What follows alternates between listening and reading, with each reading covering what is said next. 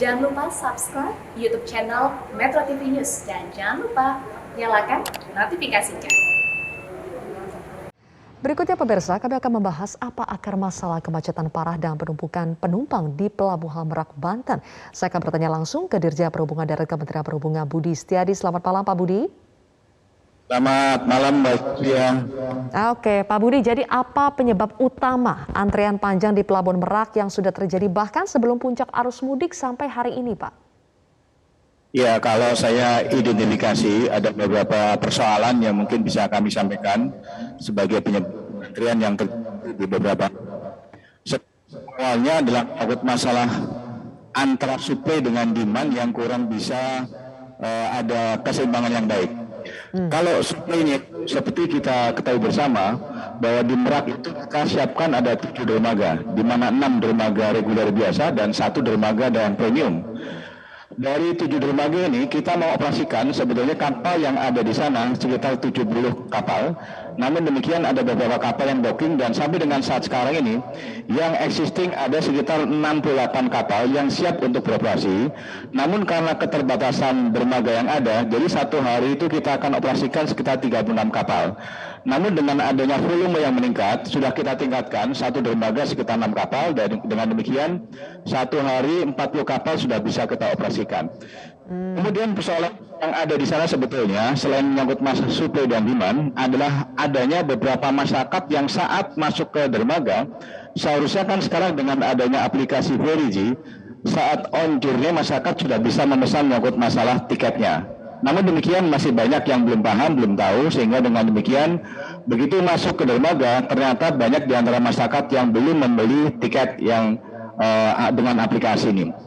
Kemudian berikutnya juga selain itu ada juga sebagian dari masyarakat yang di dalam tiketnya itu harusnya berangkatnya mungkin nanti jam 10 malam, namun datangnya bisa siang hari atau pagi hari. Dan yang bersangkutan bisa langsung masuk ke dermaga, dengan demikian akan menambah beban kapasitas dari tempat parkir yang ada di dalam dermaga. Berikutnya hal yang lain seperti disampaikan Pak Menteri Perhubungan tadi menyangkut masalah first in first out yang kadang-kadang ada juga di antara masyarakat-masyarakat yang belum memiliki tiket dan sebagainya, ininya itu mendapatkan prioritas yang pertama dan sebagainya. Oke. Kemudian demikian, ya ditambah lagi kemarin pada saat cuaca kurang bagus Mbak. Ada satu hari kemarin Selasa kalau nggak salah malam antara jam 7 hujan besar, ada angin, jadi olah gerak kapal saat bersandar terganggu, dengan demikian mungkin menghambat pergerakan kapal. Itu persoalan-persoalan yang kita hadapi setiap hari di sekitar Merak. Demikian Mbak. Oke, Pak Budi, jadi kan sebetulnya armada kapal yang tersedia itu lebih banyak ya Pak, tapi yang dioperasikan itu hanya 40 tadi ya yang bisa dioperasikan.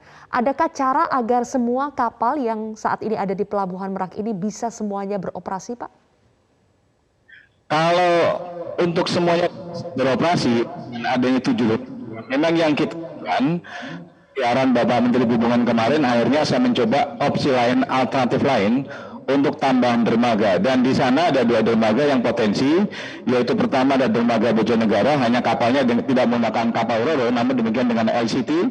Kemudian satu lagi ada dermaga yang ada di Indah Kiat.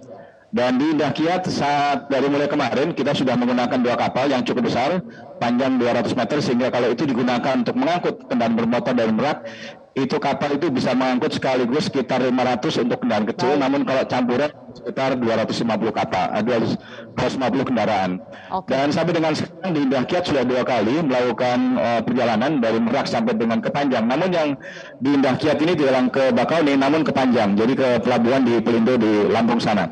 Dan sudah 2 kali sekarang ini diharapkan nanti malam juga akan mengangkut kembali untuk dari Merak sampai ke Panjang. Jadi sudah 3 trip kita lakukan untuk mengurai kemacetan yang ada di sekitar Merak. Demikian Mbak. Oke, Pak Budi, terakhir masih tersisa 1 hari lagi yang diprediksi akan menjadi puncak arus mudik besok dan juga masih ada arus balik. Apa evaluasi yang bisa dilakukan agar antrian panjang di Pelabuhan Merak Bakauheni ini bisa berkurang, Pak?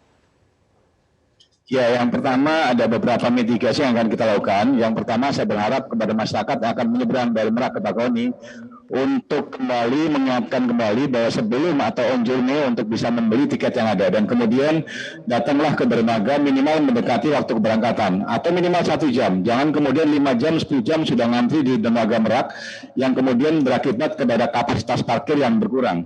Kemudian berikutnya kita juga sudah operasikan kapal yang di bawah 5.000 CT itu tidak kita operasikan karena mungkin mengangkut kendaraan tidak tambah banyak.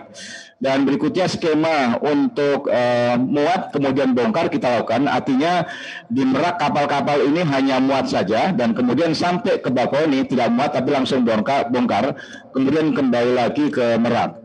Kemudian berikutnya juga tambahan dermaga sudah kita lakukan, termasuk tambahan kapal yang cukup besar, dan kita harapkan nanti akan bisa mengurai beberapa kemacetan yang mungkin akan terjadi setelah ini.